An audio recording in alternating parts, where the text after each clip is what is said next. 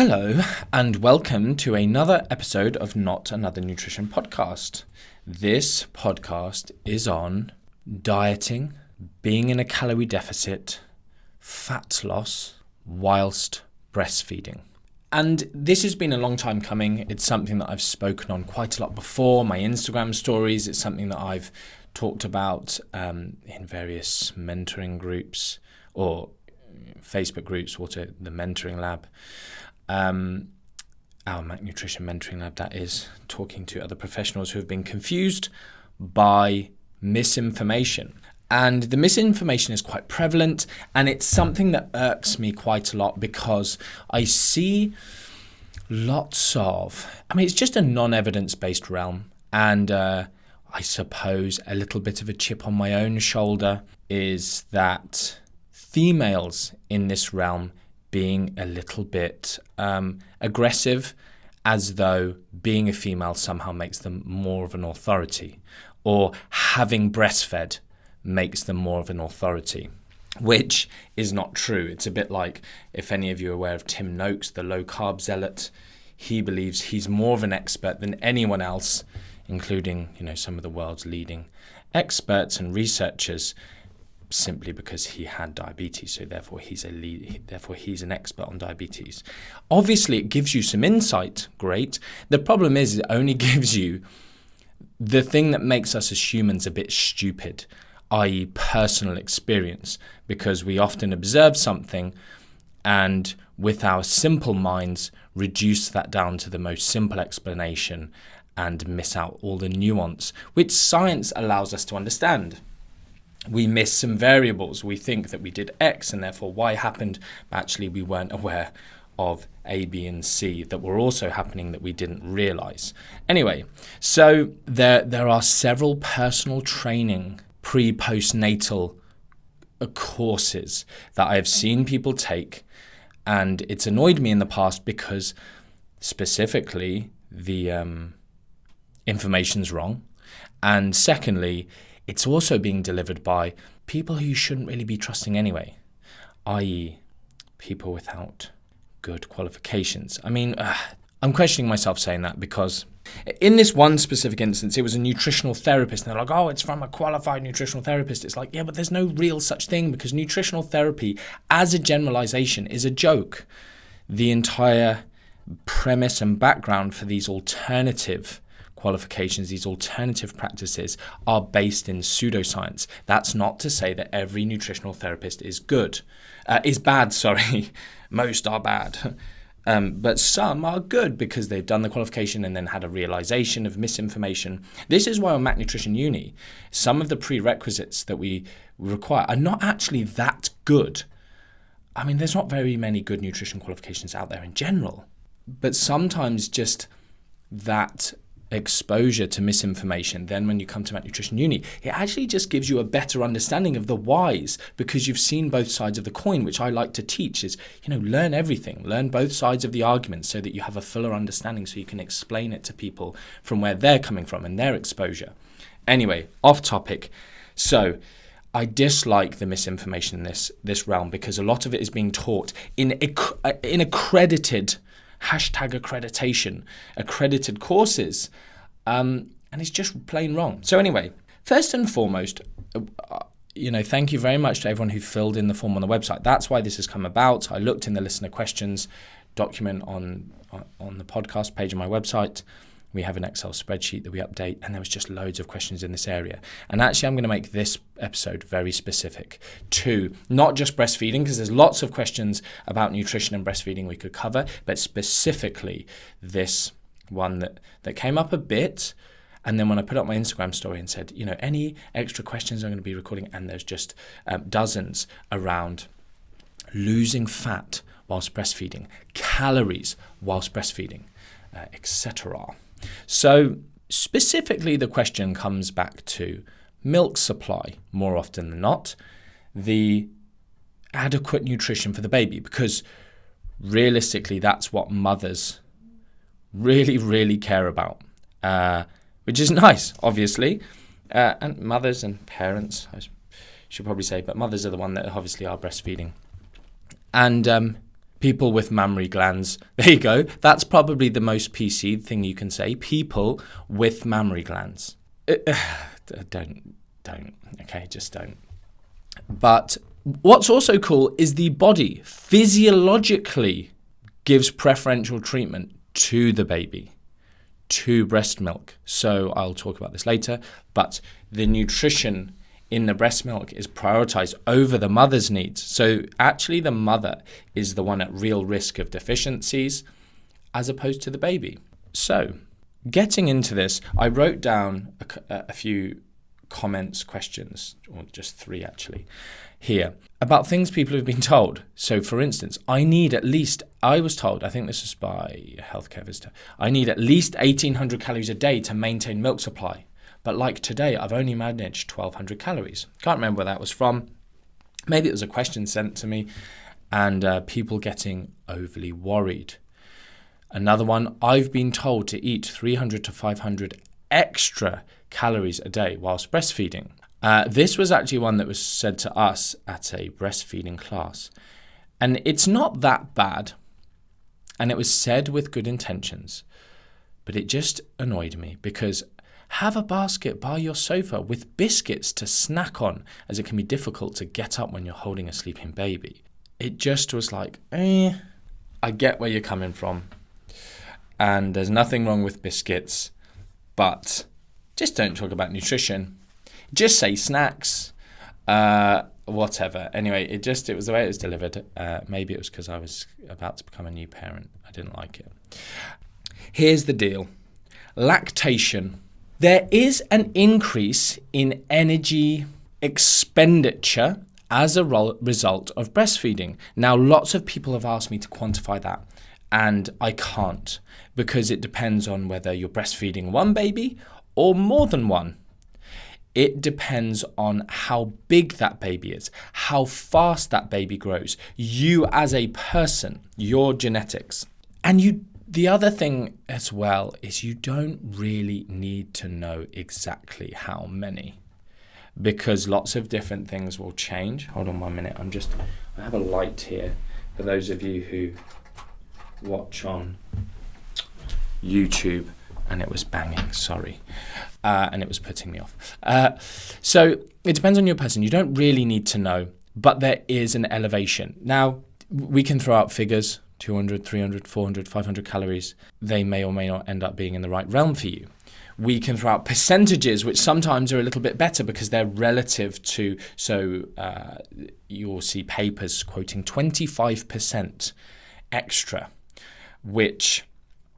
and that's kind of basal needs. So if someone's basal is 1,600 calories, then we increase that by 25%. So it's a quarter extra, easy maths, 400 extra in that instance. Now, you can see how, again, based on what I've said, the amount of milk being produced will determine that. So 25% is still, it's just a number that's kind of used as a catch-all, but it could be less than that. It could be slightly more than that. So the misinformation, let me just clarify, that I dislike are 2 things. 1, breastfeeding mothers shouldn't be in a calorie deficit. There's a few different ways that this is put.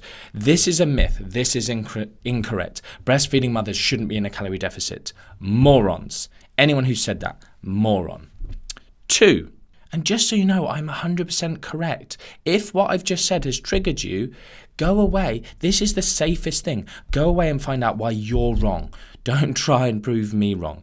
It's a much quicker process to just go, oh, Martin said this. I must be wrong. I'll go find out why. Now people are even more triggered that I've had the audacity to say that. Anyway, secondly, what else do people say? Oh, yes. Breastfeeding mothers should eat 300, this comment here, 300 to 500 extra calories.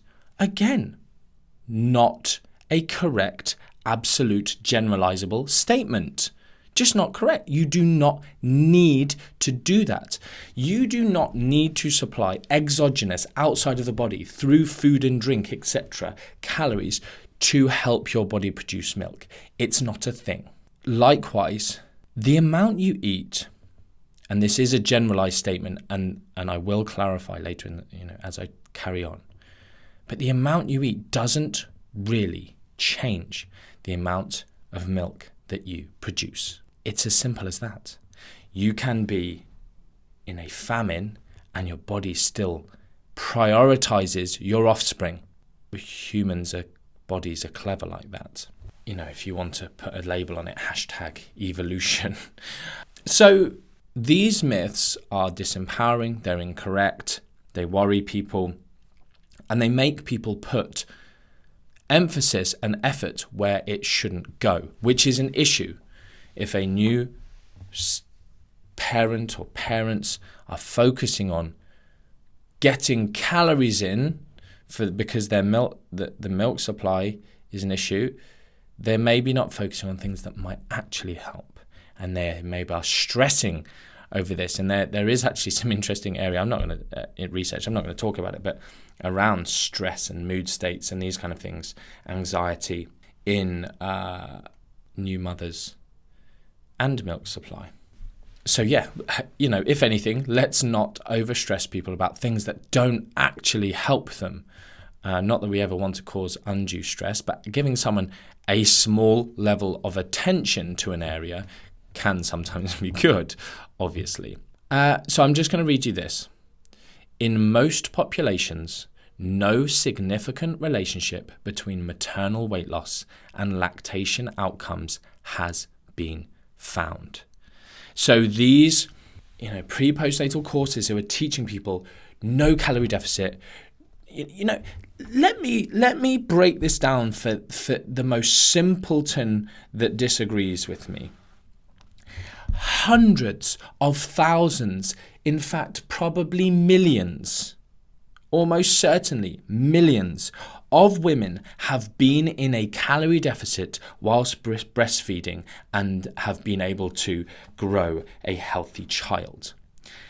We know this because during the 3, 6, 12, 24, 36 months and beyond of breastfeeding, okay, real honesty, I was breastfed until I was almost 5. I know. I know.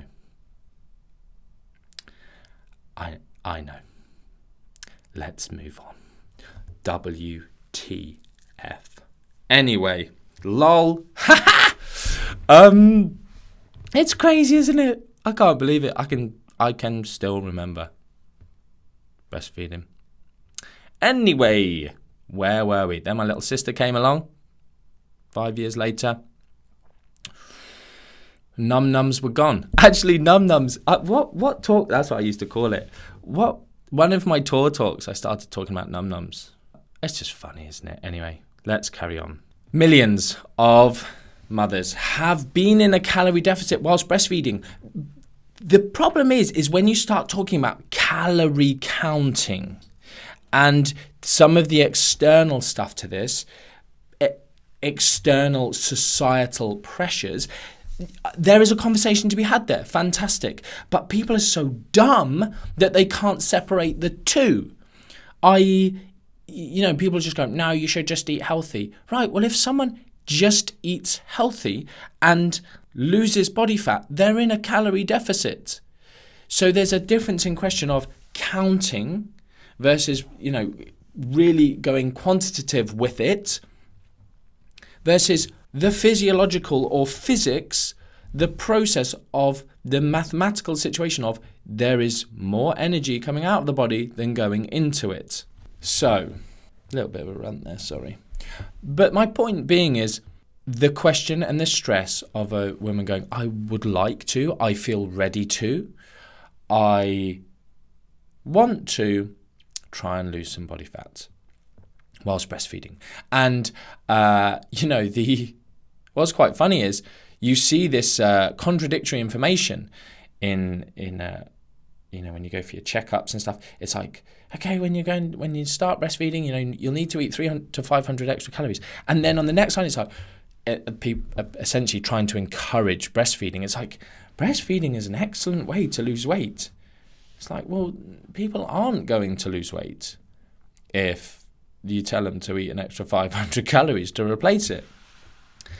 So anyway, it's an interesting area of research. It's fraught with people who aren't great lateral thinkers and don't have insights into the different areas of, just the consideration around pressuring people in certain things, the guilt that it might cause for people who can't breastfeed for certain reasons. But yeah, so if we stick to science and numbers, we know people can have a calorie deficit. We know this statement: in most populations, no significant relationship between maternal weight loss and lactation outcomes has been found. And the misinformation comes from two realms. Interestingly, my brother-in-law did his PhD with the Medical Research Council in Gambia, and his supervisor, I actually did a bit of proofing for one of their books on chronic obstructive pulmonary disease and nutrition. But lots of what they did was in populations where maybe famine is an issue, where energy supply is an issue, where micronutrients are an issue. So looking at micronutrient supplementation and growth and in babies and the micronutrient status of mothers and the growth of the child, all of these kind of things. Very interesting. The problem is loads and loads and loads of the research is from that situation versus the affluent country mothers who have no issue with, for instance, body fat levels. So there might be a threshold. There is a proposed mechanism. There is a hypothesis, a hypothetical interaction between mother's body fat levels and calorie deficit and milk supply. So if you are very lean and you have a low energy intake whilst breastfeeding, your milk production may go down. That isn't the case for the majority of breastfeeding mothers in affluent countries. So there is misinformation that comes from there, because you look at those studies and it's like, oh, okay, I'm starting to hear that maybe increasing energy does help with milk supply. And it's not comparable.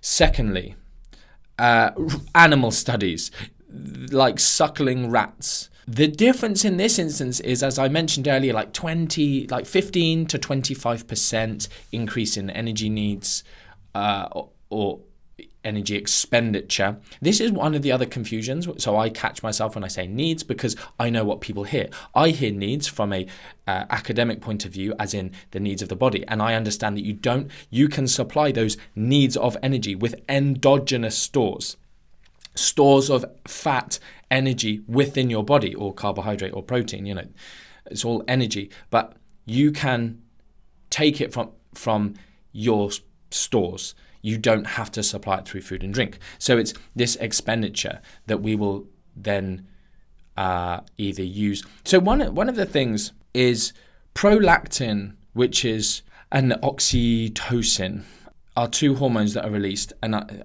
I'll talk about them a little bit, because they're released in a diurnal fashion, which kind of mimics your sleep-wake cycle, which gets absolutely screwed as a new mother. So an area that is a little bit sparse, let's say, very sparse, with regards to research, is sleep and milk production. And it's an area, from my personal experience, has a huge impact on milk production and these kind of things.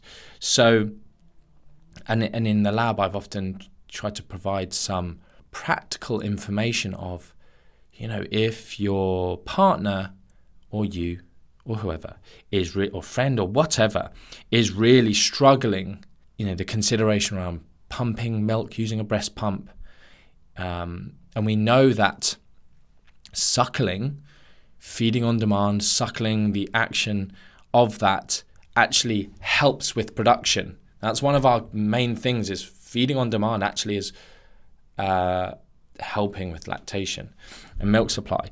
So, and actually it's, no, I won't go into it. It's just super interesting.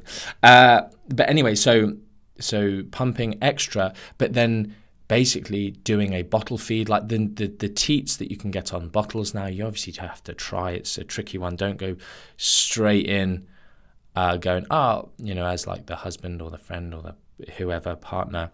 Don't go, yep, I'll do a night feed, and without having tested whether baby will take a bottle nipple, because it's different. But there are some really good, called number one nipples, teats for milk bottles that mimic a nipple quite well. But anyway, doing that, the next feed after that, like if you've got one of these nightmare babies like Orly was, who feeds every sort of 30 minutes to 2 hours, if you can just give mum a break for one interim feed and allow extra sleep and rest and obviously milk production during that time, the next feed that they give, the first time we did this, it was amazing, because the amount of extra milk, like Orly was milk drunk afterwards, full belly. And then it's almost like this, rather than a negative spiral, it's a spiral the other way, because then she slept for a teeny bit longer, and then there's greater time for the boobs to fill with milk,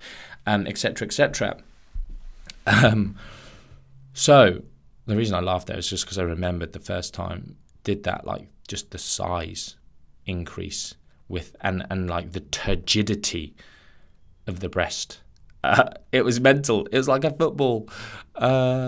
Anyway, it was cool. So where was I?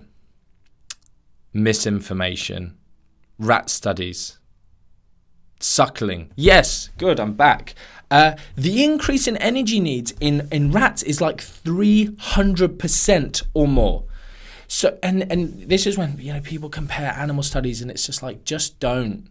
It's so pointless. It almost categorically never transfers to humans when it's in the whole organism. I'm not going to go down the route of talking about in vitro and in vivo and whatever. But the point being is humans and rats are very, very, very, very different. So you put a rat in a deficit, and the studies looking. Just suddenly thought, because we're talking about percentages, I read one just recently, which was like a 35% deficit, maybe even more. It was a short-term study. It wasn't 3 months or anything at that deficit, but there was absolutely no change in milk volume. And the other thing I just want to say is even in some of the human studies, there's very, very small, in some of these much leaner women, a small reduction in milk volume. But actually the outcome, like excess milk is produced sometimes, often. And so a measurable decrease doesn't then mean a measurable issue. It doesn't mean the outcome has been measurably worsened. It just means an interim factor, milk volume, but it doesn't mean that like growth rates of the child have reduced. I'm actually fairly certain that's never been shown in these sort of affluent population studies. So there we go. If you've got troubles with your milk supply, it's often first baby. And there's also other things like latching. I mean, I'm going a bit off topic here, but it's something that I'm quite passionate about with regards to. There's something called tongue tie, which is mega under-diagnosed, caught when babies are born. And they do have, sort of tongue tie checkers in hospitals, but I had tongue tie, and it is hereditary, and partially hereditary. And Orly had a horrific time. It wasn't caught, and we were told she didn't, and we thought she had colic, and it was horrible, and and then we were told that we had to wait for another, I think, week or two for an NHS appointment. Instantly went private. It only cost £150. The next day, took her along, bam, tongue tie expert, nurse. Like, it's not like you're having to go to like a surgeon. It's like, you're lucky if there's someone. I would have paid almost anything, driven almost anywhere to get it sorted. If I knew it would, there's almost no limit to the horrificness of a non-stop screaming baby. And instantly, it was a 3-minute process. She just looked in her mouth. She went, yep, tongue tie, snip, put her on the boob, fed, fixed. Best thing ever. Best £150 I think I have ever spent. In fact, someone asked on my story, what's the best money you've ever spent? Like, doesn't have to be a lot or something like that. And I didn't think of that, but genuinely, that is probably the best £150 I've ever spent in my whole entire life, or value for money. There you go. So tongue tie again with Arlo. Didn't even bother waiting. Just literally took in private. Yep, it wasn't picked up again. Snip. Never had a single issue. But also on second baby as well. Even with a level of tongue tie, some babies can just get on fine if mummy's got a great milk supply. But it makes them struggle with latching. It makes them struggle with massaging the nipple to get the milk out. It's horrific. Right. Where was I? Milk supply, first baby, this, that, and the other. Yeah, so there's two things. There's two things I want to get across here. One is people who struggle and people who don't struggle. You know, they start breastfeeding, everything's fine and dandy, but now I want to diet. Do you know what? If you have never had any issues with your milk supply, it's highly likely you're just going to be absolutely fine. And you can consider, if it's right for you, being in a calorie deficit. Some people go, oh, new mothers shouldn't be worrying about this. That's not for you to tell them what they can and can't do. It's not for me or anyone else to pressure them into it. I wouldn't. But if they're coming to you wanting that, don't undermine their wishes by going, no, you shouldn't be doing this. It's mental. Unless there was a health issue, which there's not. Unless there's a danger to the baby, which there's not. So, you know, people sort of going, how much of a calorie deficit? Again, that is a really difficult question. How long is a piece of string? There's not even an answer outside of breastfeeding that I give for this, because it's so dependent on the individual. And any of you who have listened to my aggressive dieting podcasts will know that I sort of talk about this inverted U-shaped hunger curve where, you know, you get into more of a deficit and hunger starts to come down. Rather than it being linear and going up, the greater the deficit, the more the hunger. So, long story short, I sort of feel like I've given you enough information. You can diet. Where should you put your calories? Again, I've given you some rough ballpark figures in terms of how much, you know, your metabolism might be higher as a result of breastfeeding. But then you've just got to consider how much more or less active are you as a breastfeeding mother? You know, are you fatigued from being so sleep deprived that you're moving less? So realistically for me, the best process is to start. This is really how I set up most things in a utopian scenario of just eating well, just getting into good habits. You know, doing all the things we know that will help with appetite, with satiation, with the type of foods that you choose, and take it from there. Then, you know, sometimes I'll say, do that, get in, oh, okay, I'm losing a little bit of fat. Right, just do a little food diary on yourself. Don't count calories. Write stuff down on paper, then pop it into something that will help you count the calories in that. Oh, I'm eating this many calories and I've been losing X amount of weight. Oh, okay, now I know that is a great starting point to move from.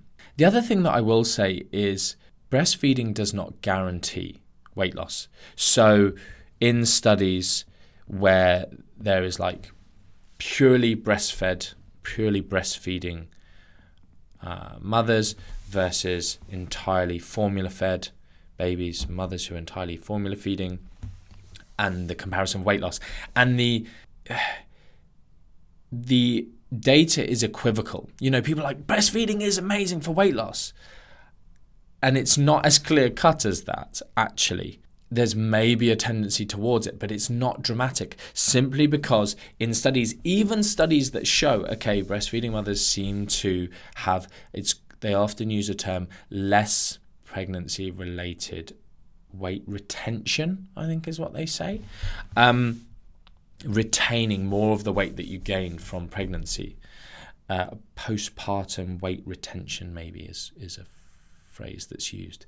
Either way, you will still see in those studies, even when it slightly favors breastfeeding, the breastfeeding mothers are eating significantly more calories because they're not on a calorie controlled diet in most of these studies.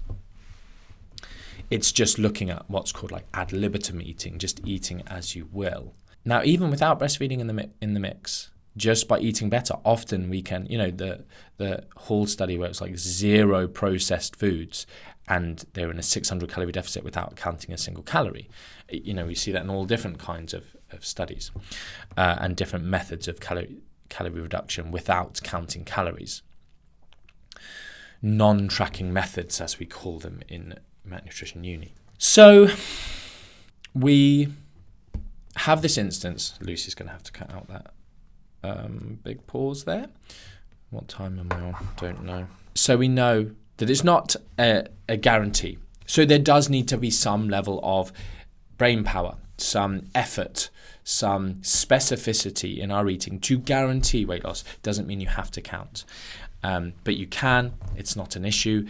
It's just bearing in mind, is it adding a load of stress? Like, you have to be honest with yourselves. I'm just providing you with information so you can make informed decisions instead of people misleading you and telling you rubbish based on the fact that they don't know anything or they haven't got a good ability to empathize with your situation and just giving their opinion on what they experience or what they think you should do. So that's really it. The long and short of it is, yes, you can be in a calorie deficit. No, it will highly likely not affect your milk supply. But if you are dieting hard and you find your milk supply is going down, it's pretty simple. I've said this in many other realms. It's just like, keep using your brain, but don't be afraid to try it, and your body will preferentially give your baby the nutrition. So in terms of how you eat, do bear that in mind in terms of eating nutritious foods, continuing with appropriate supplementation, these kind of things. Okay, so just finally, I want to talk about a couple of other things. So hydration and sleep are really two areas. Well, one thing I just want to say is, I mentioned like prolactin earlier. Like, this is one of those things that's released as a result of lactation, or leads to lactation as part of the breastfeeding cycle. And that hormone specifically mobilizes fatty acids from fat stores.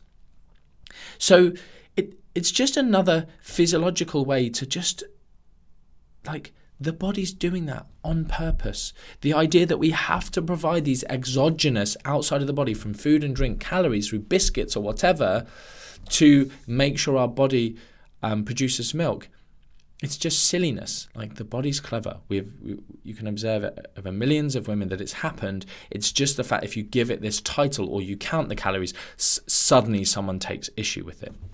Right, I'm not talking about it anymore. I hope I've answered enough of your questions. I hope I've allayed any fears. I hope I've given you enough to go away with and start doing things. Sleep, I've kind of mentioned. There is the research is so sparse. I'll link you to one study that did show that sleep disturbance, less sleep, did impact. But it's just one of those things, talking about it.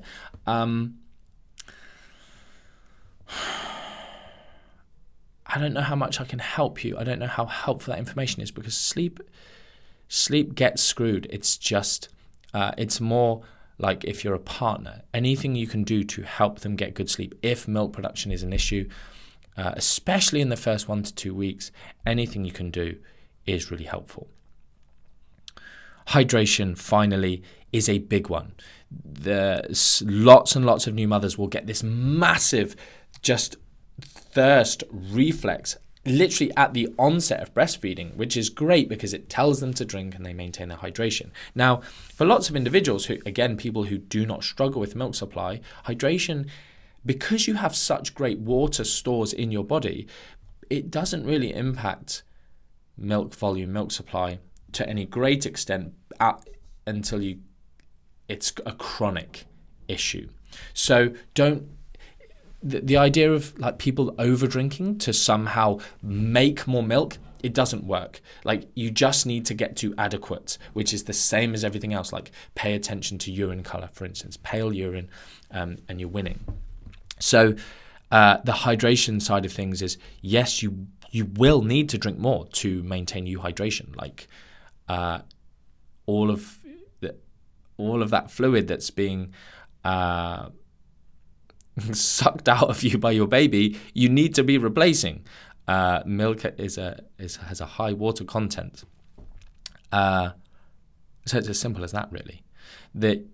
How much more? Again, it's just such a generalized thing. I don't like the Institute of Medicine will publish figures on averages. So I think they say it goes up 50%. So from 2 liters a day to 3 liters a day. But it's just great. Use that as a ballpark figure, maybe, but don't let almost yourself outthink your intuition, as it were. I'm thirsty. Oh, I've drank my 3 liters though. Just drink more. So people generally drinking to thirst tend to be okay, and drinking more won't push out more milk production, unfortunately.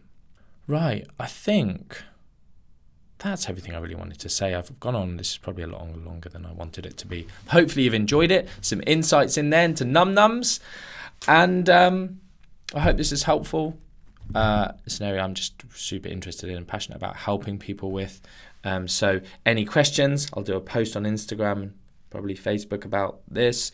And any questions or follow-up, I'll try and do another one at some point with some of the other areas of interest around this.